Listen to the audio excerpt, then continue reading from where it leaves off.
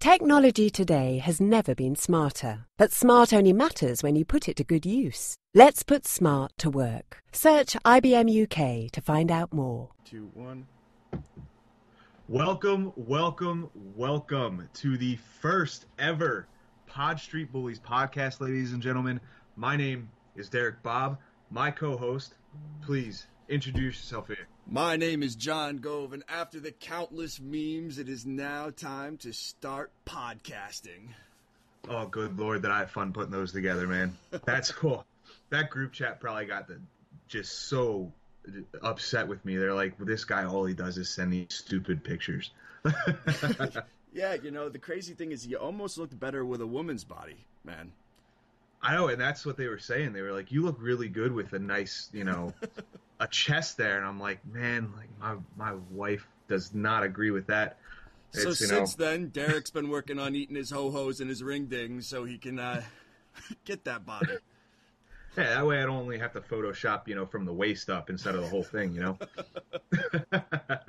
But anyways, this is, just a little, I shouldn't say little, this is actually something we've been talking about for a long time now, a couple months actually. And John and I, once he started working at PSN, we're like, hey man, like let's do a podcast. This would be fun. Let's do a podcast where every week we can have somebody from Philly Sports Network, which is who we write for, I should say. And we decided, you know what? This needs to be a podcast centered around us. This needs to be our guys. This needs to be our work. This needs to be all about us and what we do at PSN. So we've got, Austin and Jamey and Alex and Ryan and Yariv and Matt. I mean, it's a big team, but these are the guys that you're going to be hearing from when we do this podcast. And this is kind of like our little brainchild here, and we're really excited to bring this to you. Yeah, that's a scary thing, our brainchild. No, but yeah, man, I mean, we've got such quality writers and great hockey minds that it's about time that we have our own platform just to talk puck. Yeah, absolutely. And I'll tell you what, I think this is a great segue into introducing our first ever guest on the PSN flag. Should we say flagship? Yeah, flagship. Yeah, we're gonna call it a flagship here. Now, I'm gonna have to. You got approval? Okay, yeah. We're gonna call it the flagship then. Let's see here. I need to figure something out shortly here. I had him just here a second ago. Just gonna have to bear with us for a second, folks. We're still trying to figure out this whole podcast thing. It's getting there, and I mean, we are still sort of new to this, but we're having a good time with it. Right, you're gonna grow with us. Exactly. Yeah, we're gonna have some growing things. We have actually, it sounds like right now, we have our first ever guest on the Pod Street Bullies podcast. Jamey, can you tell us about yourself right now? Hey, what's going on, guys? How are you guys doing? I'm Jamey Baskow. I write with you guys for PhillySportsNetwork.com. I'm a huge Flyers guy. Let's go Flyers, baby! Let's take our shirt. Come on now. One, we're 5 points down. Come on now, everybody! Come on, get the hell up! What are you guys doing? No, let's go Flyers! Let's go Flyers! Flyers! I mean, come on. The season ain't over. The season ain't over. We got many, many more to go. We got the New York Islanders tomorrow. Don't worry about it. We'll come out with force. And you know what? I was pretty happy with Cam Talbot last night. Dude, this is the kind of excitement we wanted for our first episode here. And who better to bring it than our man Jamey here? And you're right. And I've got to agree with you, man. Talbot, I was as big of a naysayer as the next guy with that trade, but he didn't look terrible last night. Those first 2 goals were kind of like, but he kept the Flyers in the game. Right, for sure. Oh, sorry, Jamey, I didn't mean to cut you off, man. Go ahead, buddy. No, it's about time.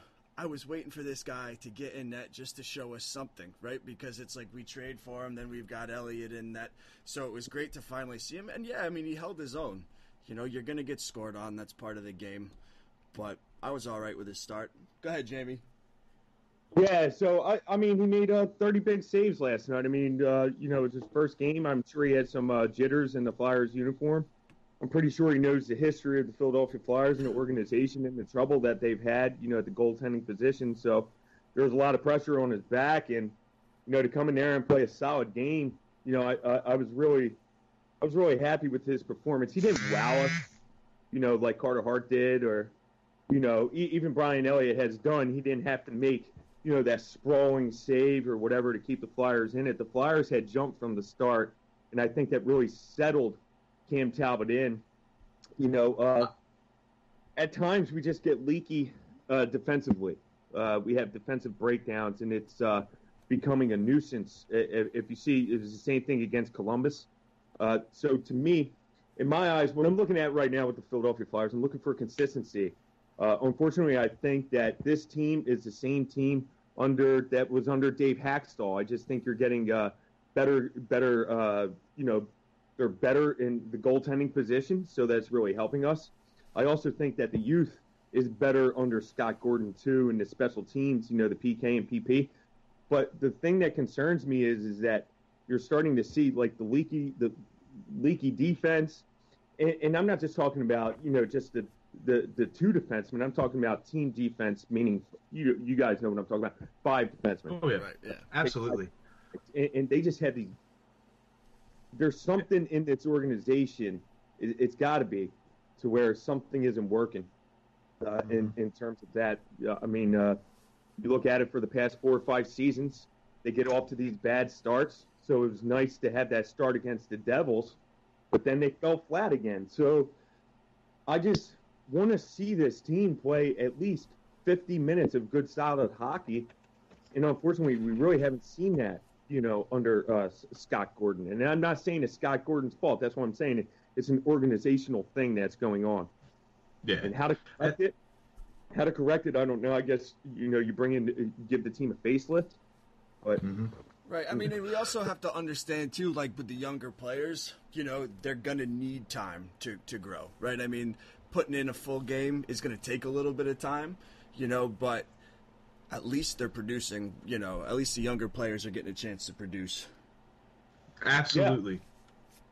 Yeah. And I think here would be a good segue to talk about the trade deadline. And I know it is sort of a week late, kind of, but we want to touch on what happened during the trade deadline. Like, yes, we had the Talbot move for Stolarz, and we'll get to that here in a little bit as well. But trade deadline itself, we had one move all day, and it was Wayne Simmonds to Nashville for Ryan Hartman and a conditional 4th-round pick. That 4th-round pick can turn into a 3rd-round pick if Nashville makes it past the first round of the playoffs. Now, Jamey, I want to get your take real quick here too.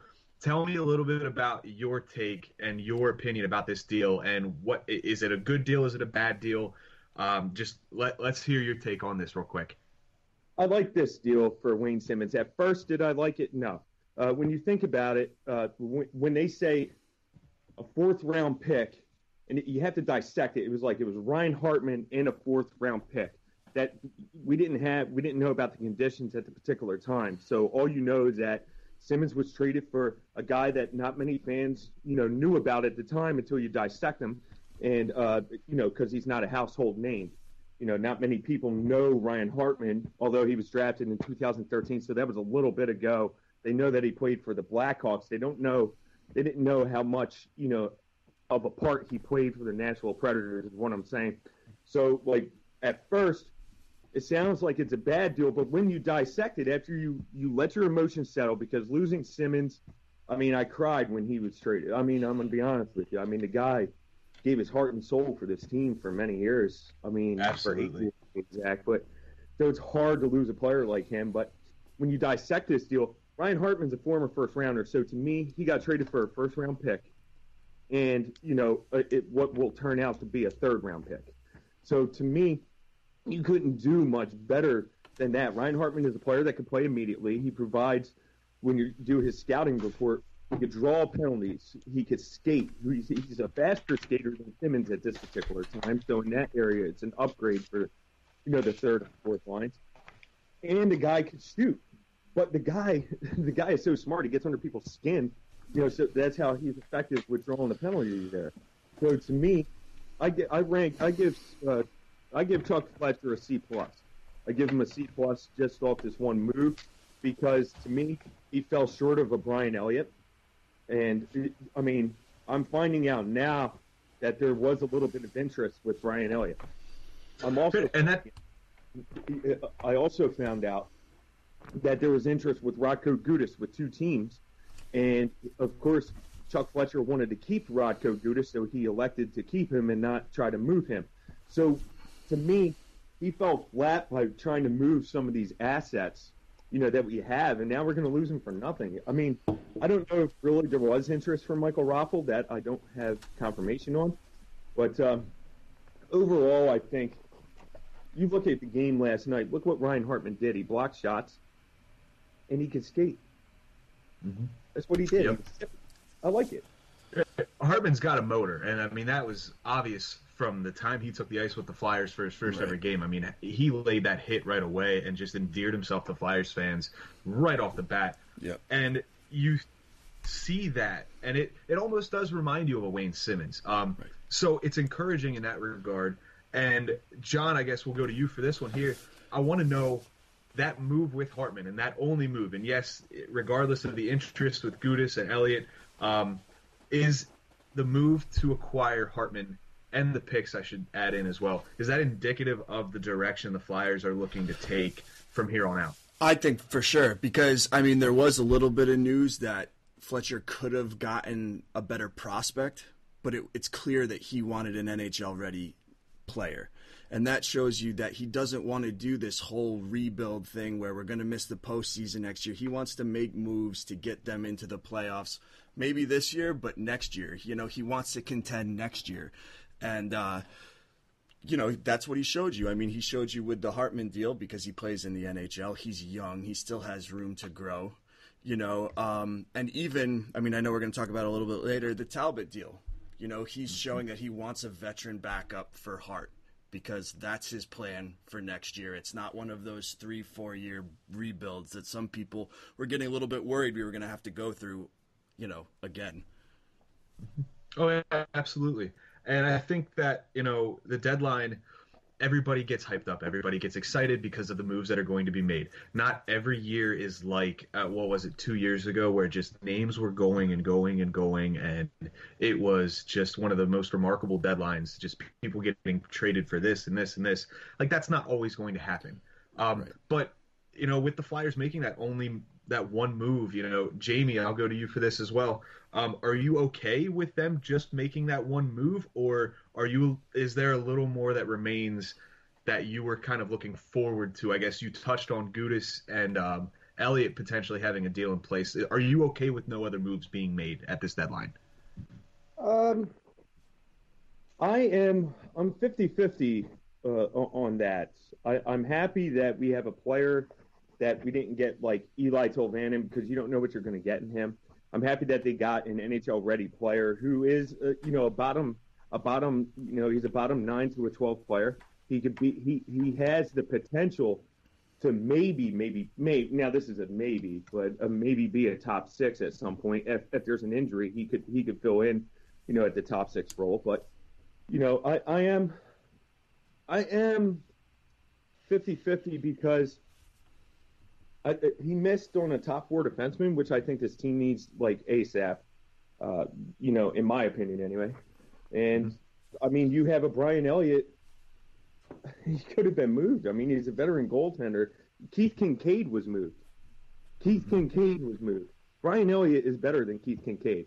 And for Keith Kincaid to get moved, I don't know, that's mind-boggling to me. But one thing I will say, another thing, what I didn't understand was I'm finding out that there was interest for that he was trying to move Cam Talbot. That's what I'm finding out. So I did hear that as well. To me, it's sort of weird. It's like, did he focus his mind on trying to move Talbot so he didn't focus his mind elsewhere to try to obtain another player or try to move some of our assets like Brian Elliott, Radko Gudas, and Michael Raffel? And I think that's why I'm 50-50 on it, is because I'm finding out this information now. Credible information, from credible sources anyway. So I'm like, Yeah, it's definitely interesting. You have to try to read in the lines there, and it's tough to do. And that's why I give Chuck Fletcher a C+ for the trade deadline. It can't be higher than a C+ for me. Yeah, and it wasn't the most spectacular deadline. It wasn't the flashiest, but for the solid return that he did get for Simmonds, I'd say it was definitely a win. I mean, I always live by this motto, C's get degrees. So the way you're grading the deadline here, it's a positive for us. Yeah. But I want to say that it just like you touched on before, it shows that they're not ready to go out with a full out rebuild. He's trying to obtain this asset, so he thought this was beyond the scope of this season. Is how he approached it. And it definitely helps. Bringing in a guy like Talbot who's going to help Hart. They're training buddies in the offseason, as has been noted by many people, and it's kind of like an extra resource for Hart going into next year potentially if the Flyers do decide to re-up with Talbot. But I guess transitioning to that deal, Talbot for Anthony Stolarz, straight up with the Edmonton Oilers. Jamie, give me your take on that deal, especially knowing that we've gone from getting Talbot and now potentially finding out that Fletcher was fielding calls for Talbot. I guess give me your scope on that and tell me what your thoughts are on the initial Talbot and Stolarz deal. One word, weird. Honest, I mean, this is how the situation is. I mean, it took him a week and a half to 2 weeks for him to see game action. I mean, it's not like he's a forward to where, look, they obtained Ryan Hartman. What did he do? He played his first game. Cam Talbot comes in. He's out for like a week and a half, 2 weeks. What's he trying to learn a system? A goaltender doesn't need to learn a system. He did have visa issues. That's what I was hearing. Now, communication between the defensemen and whatnot, that comes in time. But a goaltender stops pucks. There's nothing more simpler than that. I mean, it's a difficult position. I'm not saying it's easy. I'm not saying the position is simple, but that's what they're doing. They stop pucks. They don't gotta, skate up and down the ice and communicate with with a ton of other players. I mean, their focus is communication with the two defensemen. They really don't communicate, all the time with forwards. They do at times, but I mean, that comes in time. I mean, there's nothing more than to stop a puck. So why did it take a week and a half to 2 weeks for him to see game action? And I was hearing it's a weird situation, and that's where Chuck Fletcher loses me. I just want honesty. If you're going to go out and now we're finding out that there is, he tried moving Cam Talbot, just come out and say, I traded Stolarz because I got scared. I didn't know if other teams were going to come calling for him, but I wanted to obtain a player who we could possibly, see at some point to say, okay, he might back up Hart. But now I'm finding out that he's not in the plans anymore. Now I'm finding out that the Flyers are going after a Jimmy Howard or a Jonathan Quick now, in the offseason. So those are two players that I've heard who are floated around right now because Chuck Fletcher wants a veteran backup, for, Carter Hart. And although Cam Talbot is a veteran, they want, I guess, a middle-aged veteran. I mean, Jimmy Howard's no spring chicken. He's 35 years old. To back up, Carter Hart for maturity-wise. I think it's a good move that, he's thinking ahead and he wants to, have that, position solidified. I don't know if Chuck Fletcher doesn't trust Brian Elliott anymore, is what I'm saying in terms of health. Because if he's riding a hot hand right now with Brian Elliott, to me, why can't Brian Elliott then be the backup next year? I mean, this is it's a weird situation. It's weird. Like, he puts his eggs in the basket for Brian Elliott right now, because he wanted to try to move, Cam Talbot, but he's not good enough to back up next year. So that's where there's a disconnect with me. Right, and I think that's the thinking behind it, that this year is essentially Elliott's last year with the Flyers because he hasn't proved that he can stay healthy, which is a big detriment. And I mean, look at what happened to Neuwirth. Neuwirth was out longer than Elliott has been for the past 2 years.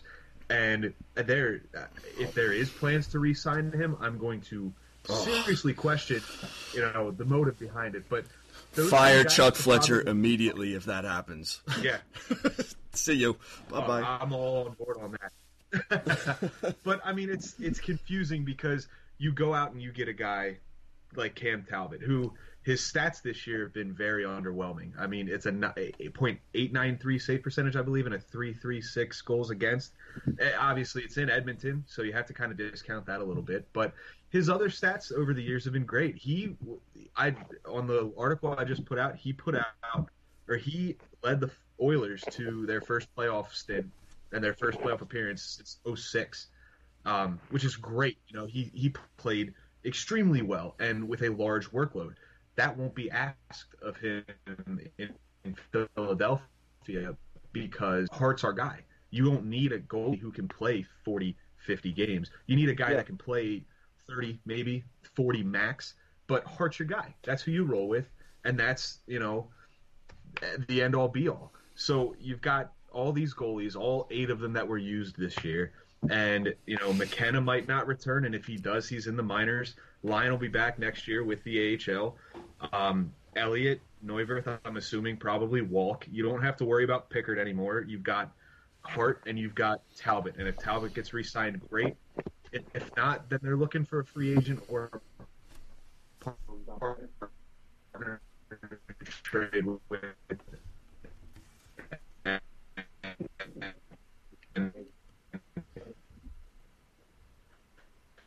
The free agent pool is up top. We are going to touch on playoffs. Playoffs. I know, right? Jim Mora playoffs. So basically, this is a yes or no, but I would like you to describe why. So I sound like a teacher right now. But Jamey, we'll start with you. Yes or no, do the Flyers make the playoffs? And if so, why? If not, why? Yes, I do believe so because it's solely because of goaltending. I think the goaltending position is shored up, even with the Cam Talbot backing up, you know, Elliott at this particular time. I think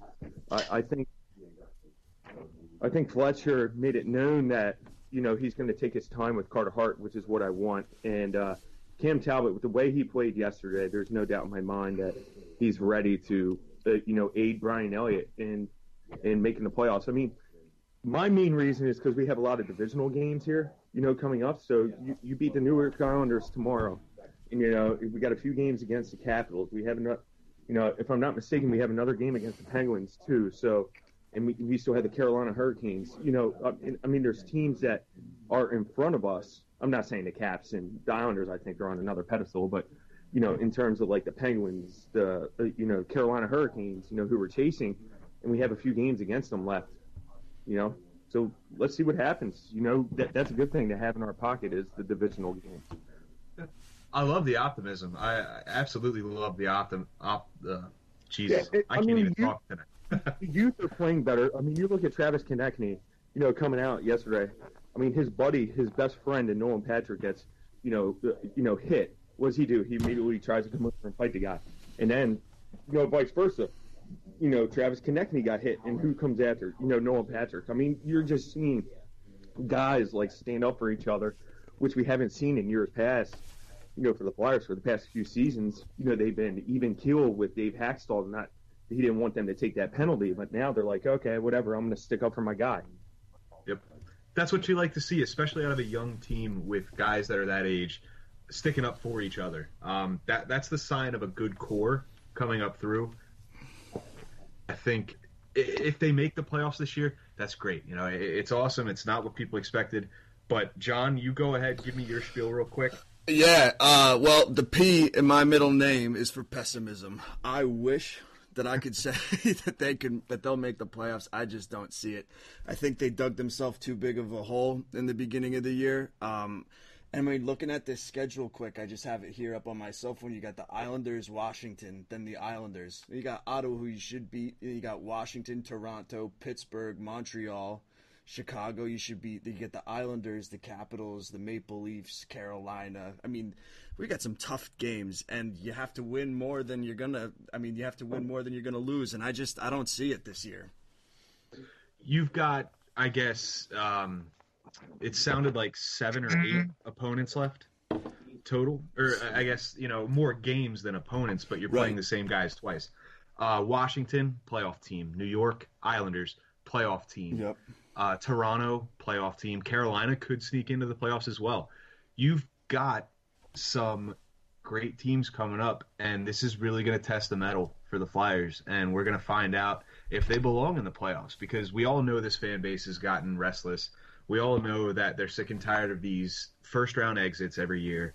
It's been a while since we've experienced a playoff series victory, and if they can't give it to us this year, it might be worth. I mean, obviously, the whole tanking discussion is crap right now, because there's no way we're going to get a good enough pick to try to get that first pick for a guy like Kakko or a guy like Hughes.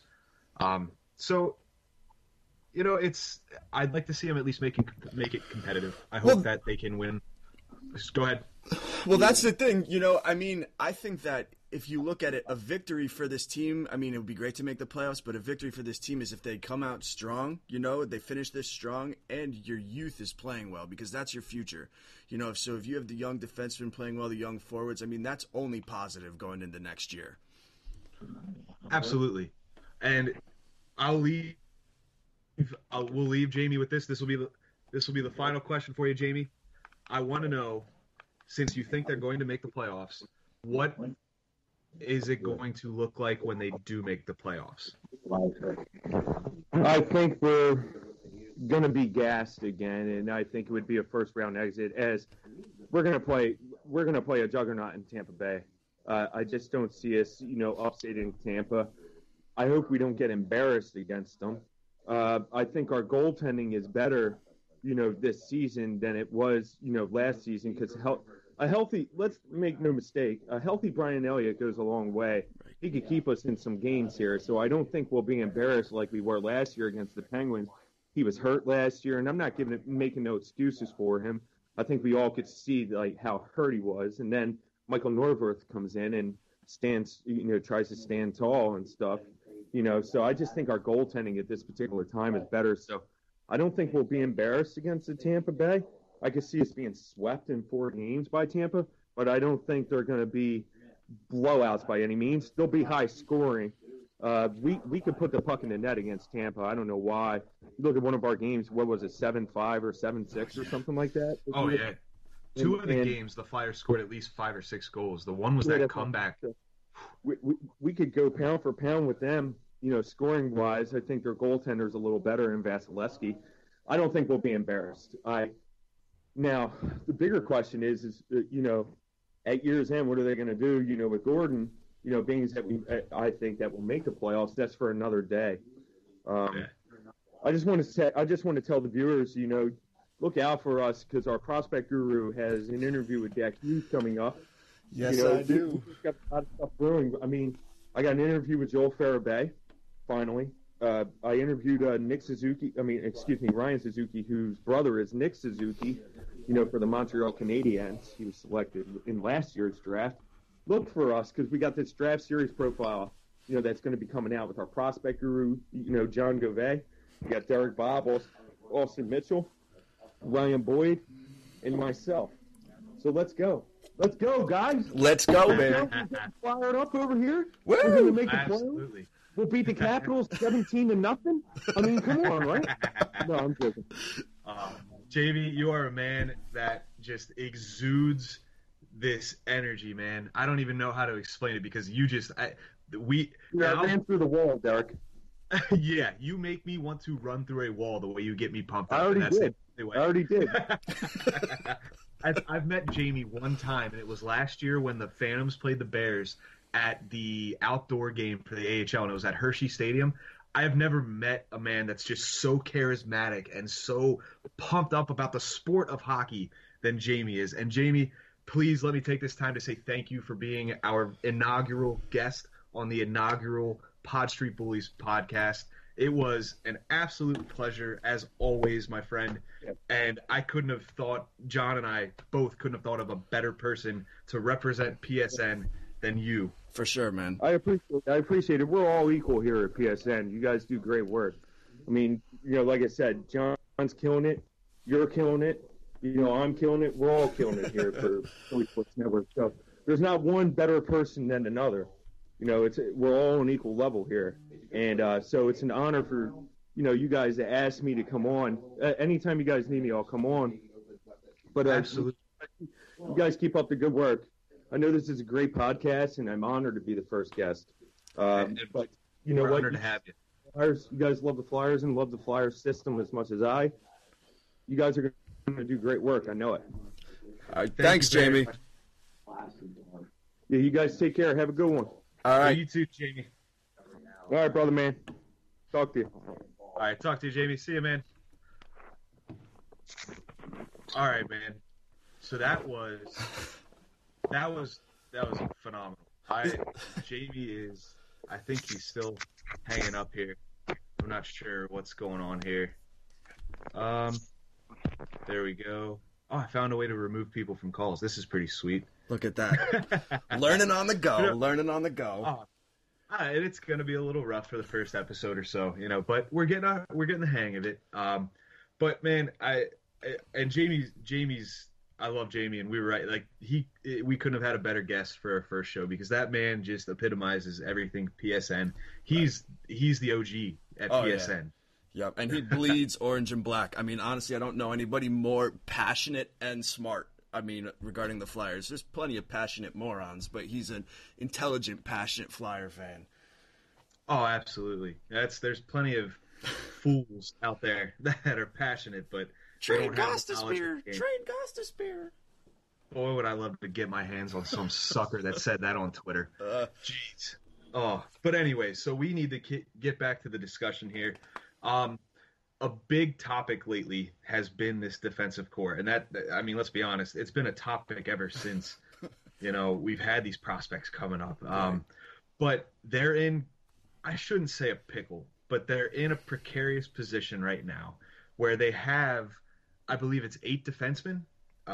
You've got your top pairing that has been the top pairing for a few months, I believe now, with Sanheim and Provorov, Gostisbehere, Haig, MacDonald, Gudis, and you've got Morin and Myers now. Morin's been activated. Myers has been called up. John, what do you do? I mean, you've seen the past couple games and the lineups that they've put out there. Right. If you're Scott Gordon, what do you do? Well, I mean, so I'm going in the mindset that the team's not making the playoffs, right? So I kind of want to see what my young defensemen have. So, you obviously are going to play Provorov. You're obviously going to play Gostisbehere. You're going to play Sanheim. And those are your top 3 defensemen, in my opinion. And then you let Myers just play out the year. I mean, I think he's been playing well. Yeah, he's had mistakes. But, again, he's young. He's going to have mistakes. I'd rather have him now than, 5 years down the line. You play Gudis, as your veteran. I guess you guys can't see me on Skype, but I'm making air quotes. Your veteran defenseman. When they finally get Morin to play, I want to see him. But I'm more concerned about giving the young players playing time now. Like, I get that the playoffs are still there's still a hope, but I want to see what they've got before we go into next year.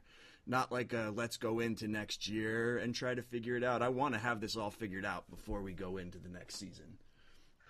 Absolutely. And they've got, I think it was 17 games remaining after last night. And this is a good trial period. Let's find out what we've got for the future. We've got, Myers playing well. We've got guys like, Gostisbehere, who's somewhat finding his groove now, which, it's to be expected. He had this phenomenal year a couple years ago, and even last year was great too.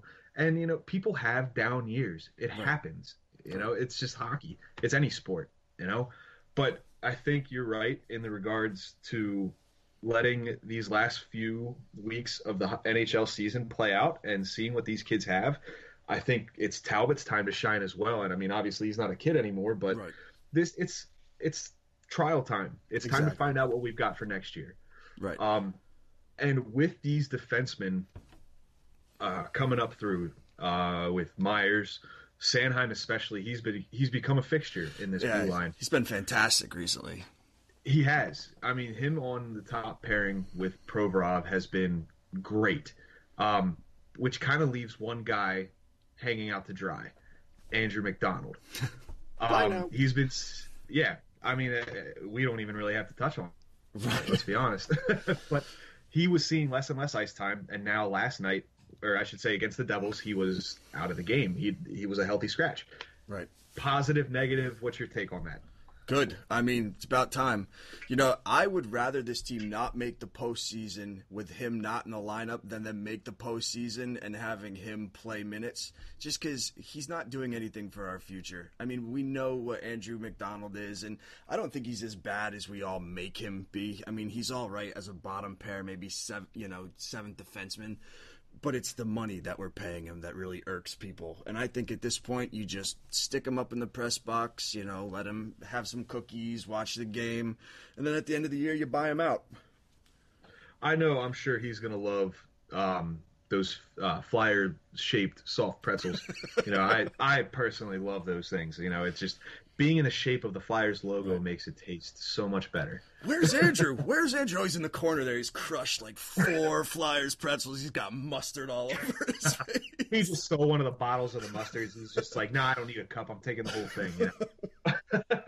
But, I think it's encouraging, like you said, to see the faith they have in these guys that are coming up through the ranks and showing that they belong at the NHL level. And we have yet to see more in this season. We've seen them before in a very, very limited sample size. But I guess to kind of sidetrack off of what we were talking about let's touch on Sam Morin here.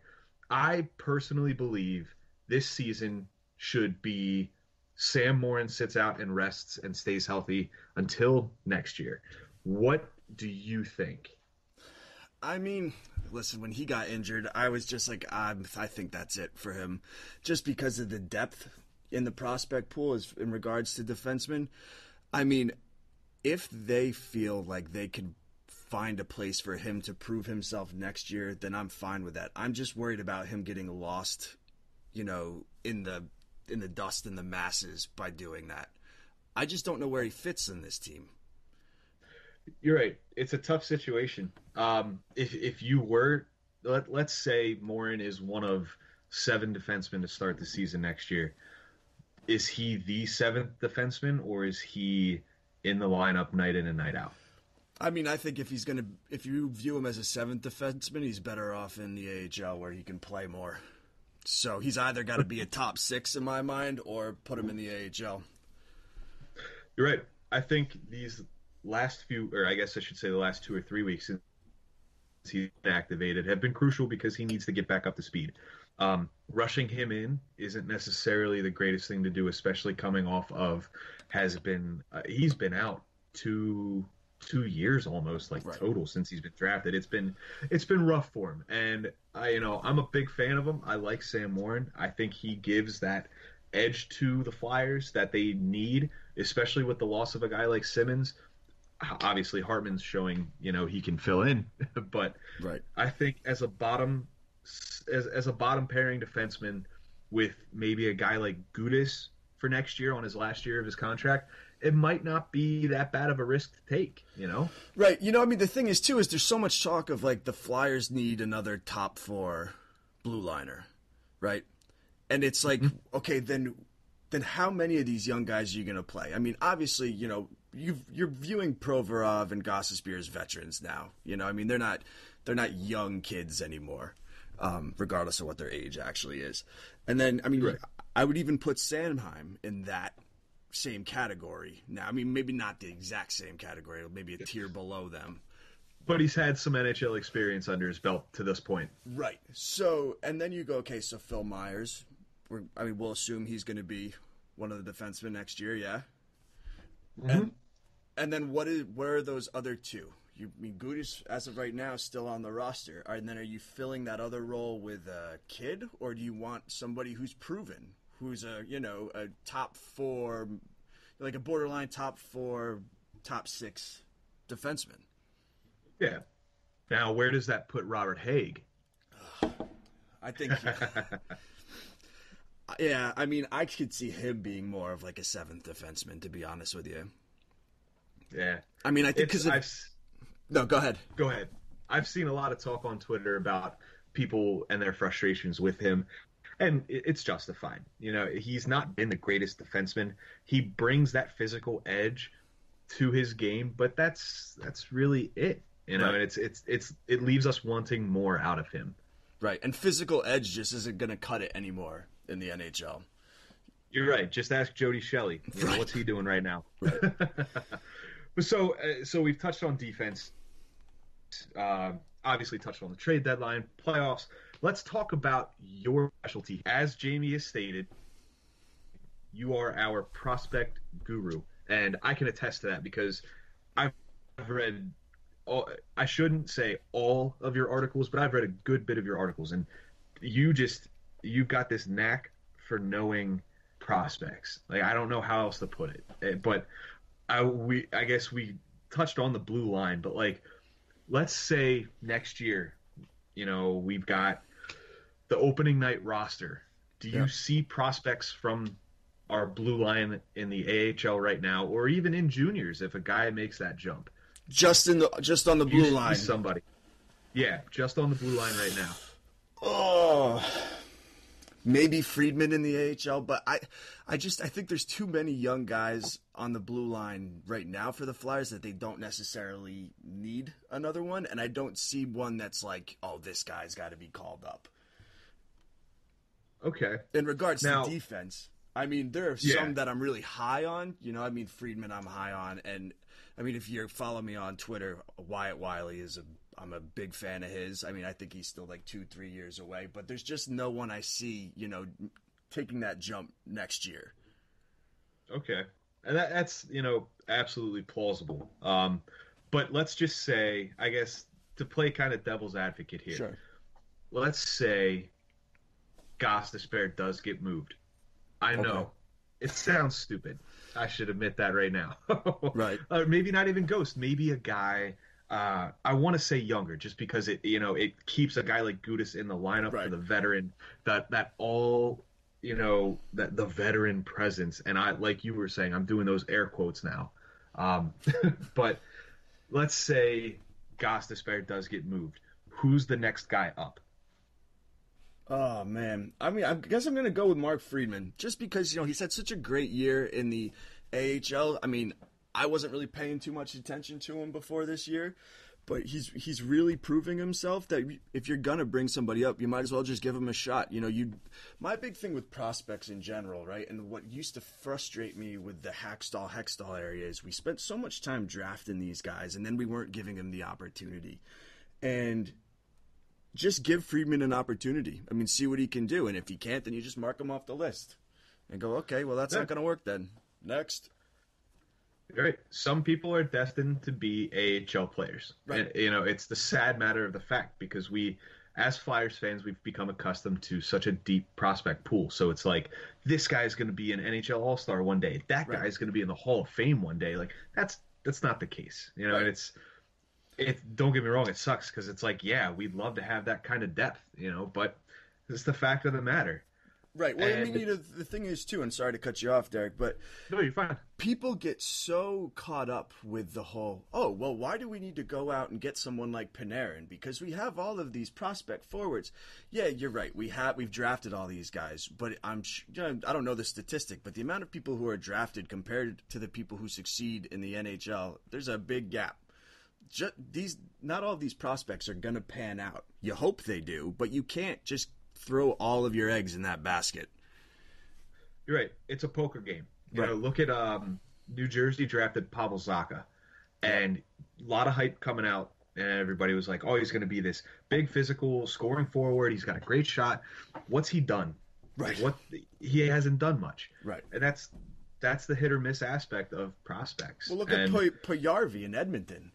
Was he third overall? Yeah. I mean, and he was in trade discussions. Yeah. Mainly because I would have loved him on the Flyers, but nonetheless. Right. Yeah, that would have been nice. Yeah. It would have been. But one prospect, though, and I will plug this because I've been on this train on Twitter, on my mailbag, Morgan Frost is going to be with the Flyers out of camp next year. Preach. happening. I mean, geez, what this guy has been able to accomplish. I mean, right now he's got 104 points in the OHL, and I know everybody's like, well, the OHL isn't the exact same thing as the NFL, the NHL. There's a learning curve. Pads. You're right. They're different pads, yeah. A little less scandal. Yeah.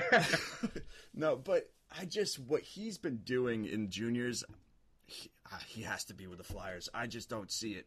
I don't see how he's not. His playmaking ability is just phenomenal. And I think, hello, 3C, right there, boom. I mean, think of it similar to Giroux's situation when he first came up. He started out as 3 or 4C, playing in a bottom 6 role. Right. And look at him now. I mean, yes, there are detractors. There are people that will disagree with me when I say this. And to that, I say, bleep them. Keep it somewhat PG. Right. But Giroux is an elite forward in the NHL. And I'm so glad you agree with me on that. But, our guy, we've had, how many discussions have we had with Matt? Boy. And I love Matt to death. Matt is an amazing person. Yeah. But, man, we've had it out about it with him. And, I get where he's coming from. I like to try to see both sides. But, man, like, what else are you going to tell me that's going to convince me he's not an elite forward? Like, oh, he doesn't have any Stanley Cups. Like, well, Dan Marino doesn't have any Super Bowls. It doesn't make him any worse of a quarterback. Right. Obviously apples to oranges there. But anyways, the points that Morgan Frost is putting up, and this isn't his first 100-point campaign, correct? No, he did it last year, too. I'm just pulling up my Elite Prospects profile right now. I'm going to give you the exact numbers. So right now he has 104 through 54 games. You have to remember that he took a little break with the World Juniors. Last year he had 112 points in 67 games. So I think there's 72 games to a junior season. Yeah, something like that. I'm the prospect guru, but I don't know all that stuff. That's little intricacies, Yeah. But he's on pace to essentially break that point barrier that he set last year, correct? Yep. Yeah. He puts up points in bunches, too. I mean, like, he has 3-4 point nights just like it's, that's what he does. Didn't he have that 5-point night at the World Juniors as well? Yeah, yep. Was it the World Juniors or was it a St. Sault Marie game? Oh, I don't remember. I'm pretty sure it had to be juniors. Yeah. Because everybody was making a big hubbub about it. And it's like, oh, but he's playing third line. It's like, well, that's your cue to bump him up to the first line, Right. Well, and it's also Team Canada. Like, it's like everybody there is a first liner. You're just going to have to deal with it. But oh yeah, yeah, and I mean he spent a little bit of time on the wing too in World Juniors, which was good. I mean, so even though he's a center, maybe you put him on the wing if you go out and get a veteran center. I mean, I know some people think that that's what they need to do, but I don't care where you put him. Put him in goal for a few games. He's got to be on the Flyers next year. Hey, he could back up Hart. Why not? But there you go. To a few people's defense, we need that veteran backup for Carter Hart. So. I mean, and I don't want to backtrack too much, but I think like when you follow a team, right, your view on them is different than what the national view is, right? So when Stolar started playing well as the backup, Flyer fans were just like, look at this, we don't need a veteran. But in the grand scheme of things, like it was just a few games. I understand the hesitancy. I don't even know if that's a word. Of saying he's going to be our backup, and going out and getting a veteran. I mean, and it goes to show you that Edmonton didn't really value Stolars that much. They wanted to get rid of Talbot, and they were able to get rid of him, 1 for 1. Yeah, I think I was on board with keeping Stolars. I was one of those guys that didn't value the veteran backup aspect of it as much as the next guy. Right. But I think you and I might have actually talked about this, or it was mentioned in my article. I can't really remember. But at what point does Flyers brass look at this situation and say, do we value somebody who's all buddy-buddy with our starting goalie, even though the stats may not be where they need to be? Or do we value someone who could develop that kind of relationship with Hart, but his stats are there to back up his position in the lineup? You know what I mean? Right. I mean, I think, people get caught up in the mentor thing, and I think that's what happened with Fletcher, too. I mean, I think that he got caught up in the mentor thing, and that made him go get Talbot. I don't know. I mean, I want somebody who's going to be able to put up the numbers, and be relied on. I can't have, for 20, 25 games, going, oh, God, I hope they score less than 3. You're right. I mean, think of what you used to think of when guys like, Neuwirth was in net during those stretches where it's like every shot the opposing team took, you're thinking this is going to go in. This is going to go in. Well, I just thought it was going to hurt him. Yeah, and that too. It ended up breaking something. Who knows? Right. Probably his pride first off, but guy. but like I think it was. I was on the Angry Jim podcast. I believe that's the podcast I was on when I was talking about this. But when was the last time the Flyers had a goalie when you looked at a shot that the opposing team took, like a high percentage shot, and you weren't worried? You know what I mean? Not my adult lifetime, my friend. Right? I think they said somebody said Pelle Lindbergh, but he wasn't alive for that, and neither was I. Right. But that's how far back it goes. Right. You've got a guy like Carter Hart who, Jamey even mentioned it earlier, like he won't make those flashy saves. He won't make those cross crease, nab it with the glove, but he doesn't need to. He's so fundamentally sound, and he's just always in position. And his head is right.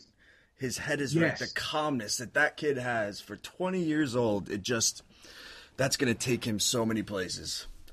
It blows your mind. You see the water bottle trick. I shouldn't call it a trick. It's kind of like his thing where in between stoppages, he'll squirt some water into the air and watch one droplet of water the whole way down to the ice. And that's how he kind of resets himself. Yeah. It's like hitting the reboot button on your Xbox or on your laptop. It's everything will be fine after that. Right. You hope at least. But it's worked for him. It has worked. No, No, go ahead. I was just going to say it's incredible. I mean, it's to not have to worry constantly about a guy like Elliott, a guy like Neuwirth, a guy like Pickard, Lyon, you name it. I mean, let's be honest, there's probably a longer list than just that. But to not have to worry about some of those shots going in 100% of the time now that Hart's in net, like it's a level of comfort that we haven't experienced in a long time. Oh, for sure. It's nice to be able to, worry about other parts of the game. Yeah, and that's hopefully to be addressed during the offseason here, which I would like to get to at least. And I think that with the talk recently, I believe it was Charlie O'Connor of The Athletic brought up that what he has heard at least leads him to believe that there will be some major moves made to make this Flyers team a contender heading into next season. If you had to guess what those moves would be, given the plethora of free agents that are available potentially, unless they re-sign, what do you think those moves would be? I want Panarin. I mean, he's at the top of my list. And, I think so many people are like, well, you can't spend the money. Yes, you can. You can spend the money. That's why you get cap space, so you can spend it. And you're not going to be overpaying like the Riley Nashes of the world. Panarin is going to bring this team to a new level, and I think they have to throw all their eggs in that basket for sure. I don't know after that. I mean, I was big on Mark Stone. Obviously, that's not going to happen anymore. Yeah, 9-10 year extension or something like that? Yeah, something like that. I think it's outrageous. It's good for him. I mean, but wow. The thing with the goalies, when it comes to like the off season, you've made a commitment to Talbot by trading him. As long as he doesn't pull a Mrazek and just straight up suck, in that, I think you see what you can do for a year or two, get him on a, low cost deal. And then you're bringing over Sandstrom and Ustamenko from Europe. I mean, at least that's what Fletcher has mentioned. Let them play in Lehigh Valley while Talbot is the backup. And then after Talbot's the backup and he goes off to wherever he goes, hopefully one of them will be able to take over. Oh, boy. Would I love to see an Ustamenko-Hart tandem at the NHL level. I loved that pick when they made it, and I never knew much about Ustamenko, but I know that over the last 15 or 16 games he's played, he has, I think it's like a .950 save percentage, 9 shutouts, and it's a 1 point something goals against. Yeah, it's outrageous. 1.78 goals against, and his save percentage is .927. 927 through 46 games. But that's through the whole season, yeah. Yeah.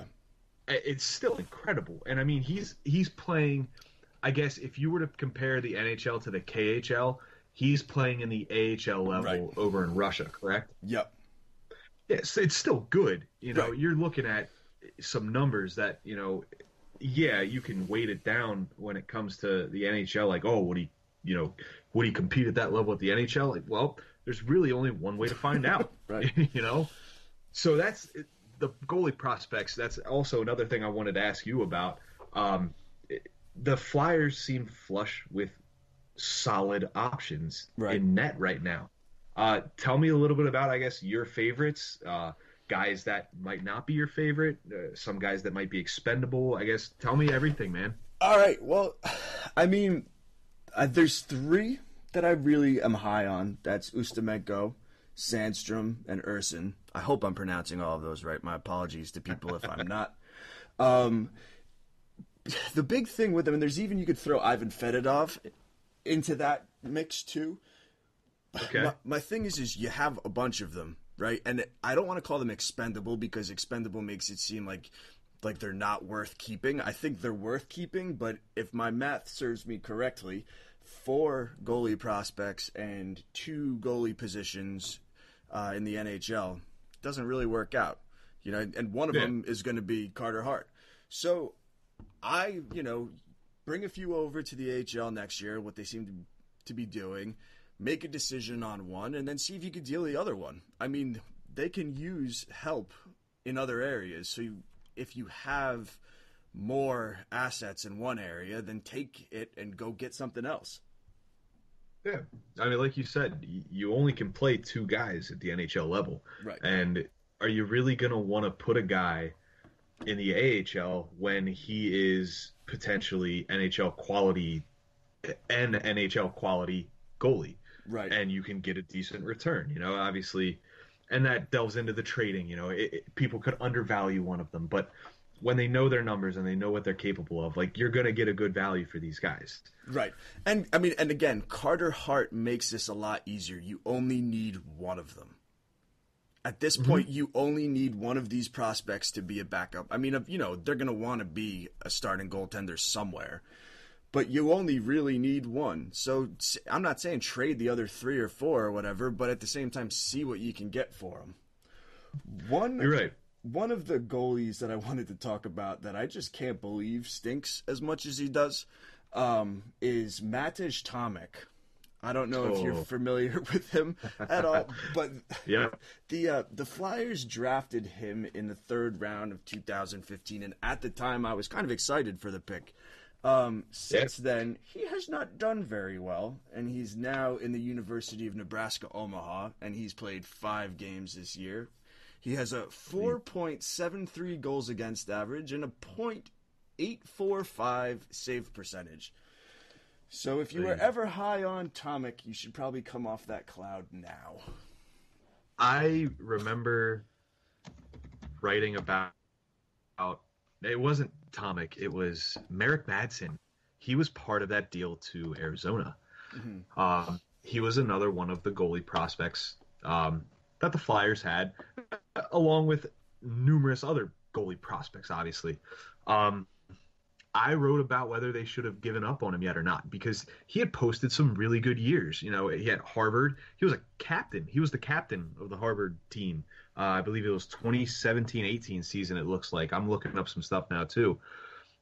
He got traded to Arizona, where he got put back down with the Tucson Roadrunners, their AHL affiliate. Right. I'm looking right now in 11 games at the AHL level, Madsen had a .889 save percentage and a 2.7 goals against. That's not even the tip of the iceberg, because he got sent down to the ECHL and he posted a .905 save percentage, slightly better, but his goals against was a 3.4 in the same amount of games. Yeah, that's not good. You're right. And that was a guy that, like you said, with Tomek, you had high expectations, and I was kind of the same way with Madsen, because I was like, this guy could be either a solid backup goalie, potentially, or he could be a solid AHL goalie, because I don't know. Lyon has showed some that he might be an okay backup goalie in the NHL. He might be, but I don't know how long he's going to stick around Lehigh Valley. Well, that's what I was going to ask you. What do you think they do with him? I mean, if you bring over Sandstrom and Ustimenko, what happens to Lyon? Because he's not going to back up Carter Hart next year. You're right, and he shouldn't, because let's be honest, if they're going to bring back Talbot, that's the only reason he should be there, is to back up Hart. Right. Now, Lyon's contract, I'm looking it up now, is through next year. Yep. So he'll be around next year. He'll be the Flyers, with Ustimenko and Sandstrom potentially. Sandstrom will be coming over next year, I believe. Yep. That it puts the Phantoms in a position that the Flyers were in this year, where they could have 3 goalies, and that's,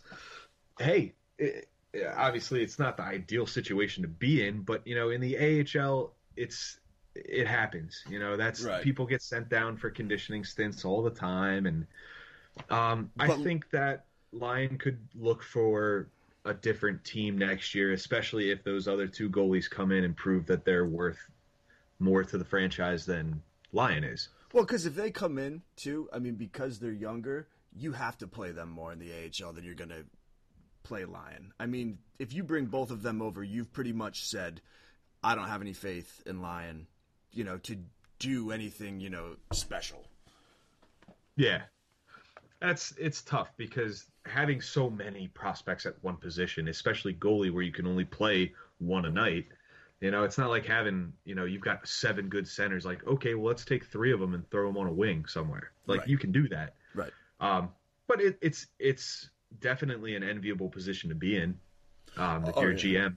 Oh, for sure. I mean, and, my hat off to Hextall for drafting all of these goalies. I mean, it's fantastic to be in this position, Oh, yeah. Coming from a team that hasn't had a goalie since Ron Hextall, right? It's definitely nice to finally have the flexibility in net that you've wanted for so long. It's great. It really is. And it's nice to see finally they're at the point where they've built up that prospect pool and they can make that next step by signing a guy like Panarin, like you mentioned. Personally, I agree. I would love to see Panarin. He's not going to be cheap, and that's just the fact of the matter.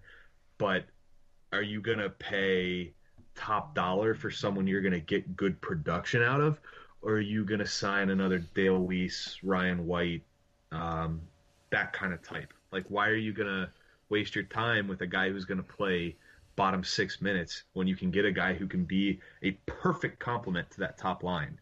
Right. Well, I actually saw on Twitter today somebody mentioning, would you be okay with the Flyers going after Gustav Nyquist, I believe?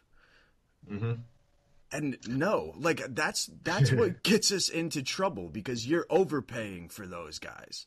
I would rather pay top dollar for somebody you know what you're going to get and it's going to be fantastic than saying, oh, well, I didn't spend the $9 million for Panarin, but I spent, 5.5 for Nyquist. It's borderline buyer's remorse. It's like, man, that's what I could have had if I had just spent a couple more $1 million a year. Right. But like the overall shape, I guess, to try to wrap things up, the overall state of the Flyers heading forward, John, where do you think that's heading right now? I think it's trending upward. I mean, I don't think that they make the playoffs this year. I'm going to stick with that. But I do think that they're going to go out on a high note. They're going to make the necessary moves in the offseason, whether it's 1 or 2 big moves, And they're going to come in hot next year. I mean, I think next year, I'm not going to go and say they're a Stanley Cup contender because I'm not that nuts yet.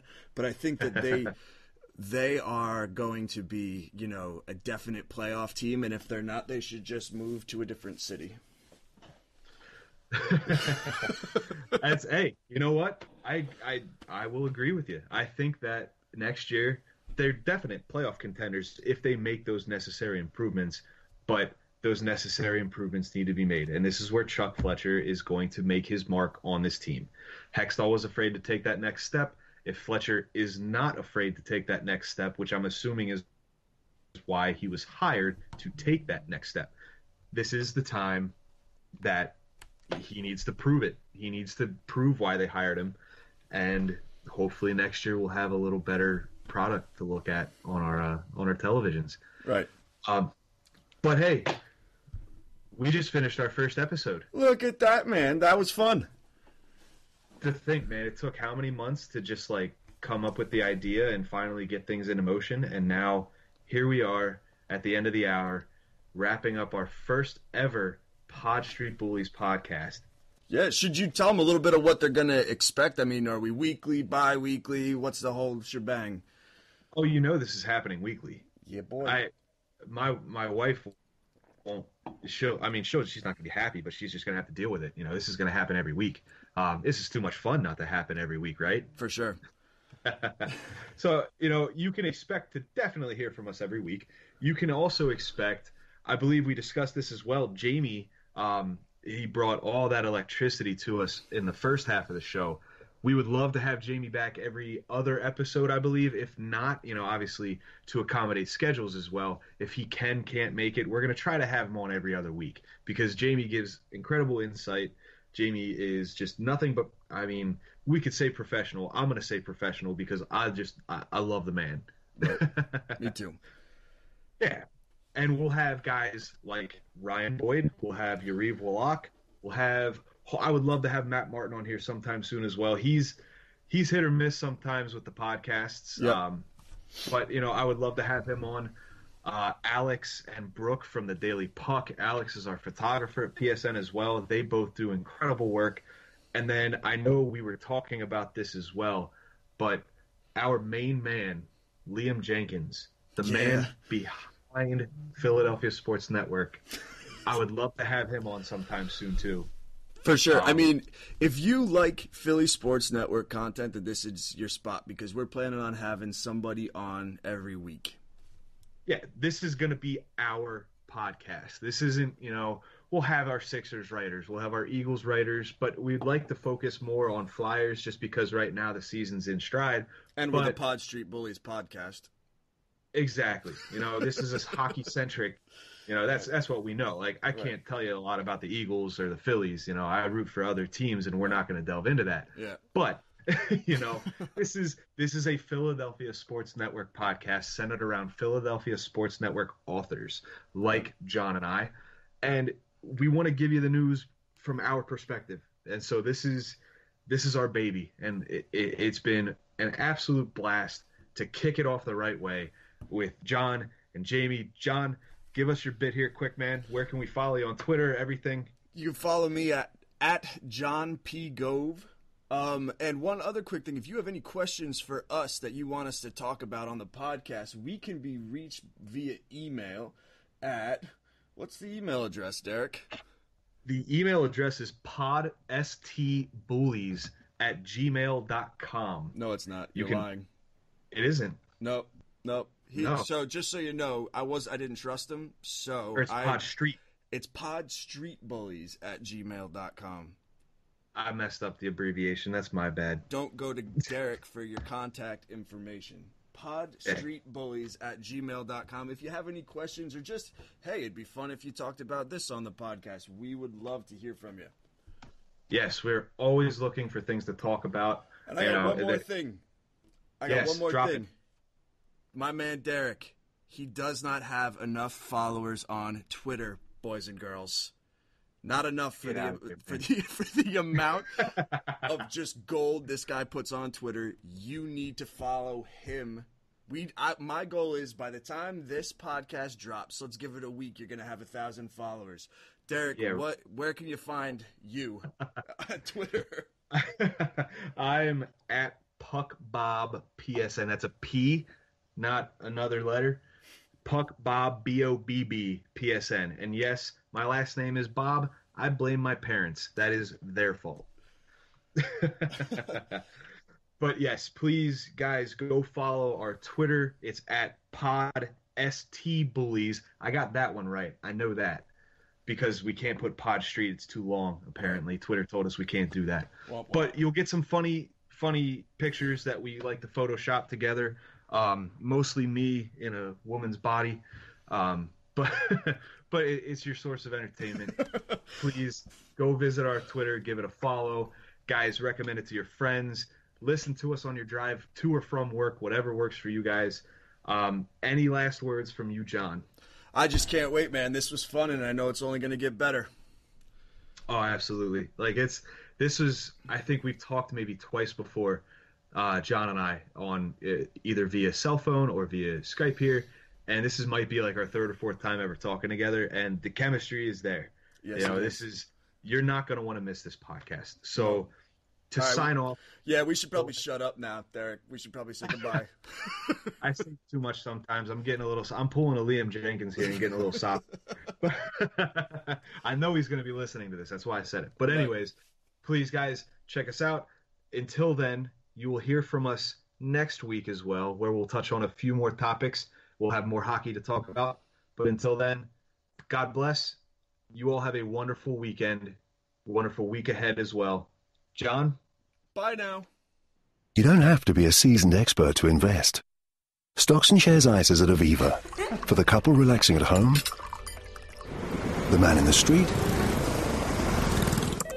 or the woman at her desk doing yoga. Ow! There's no experience necessary. Make the most of your allowance before the 5th of April with stocks and shares ISAs at Aviva. Discover more at aviva.co.uk/ISAs. The value of your investment can go down as well as up, so you could get back less than you invested.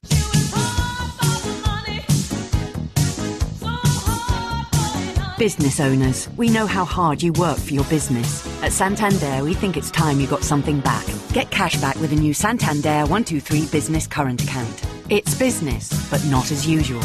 Cash back up to £300 annually on credit turnover. Monthly fee £12.50. For UK-based companies with up to 2 directors, owners or partners aged 18+. T's and C's apply.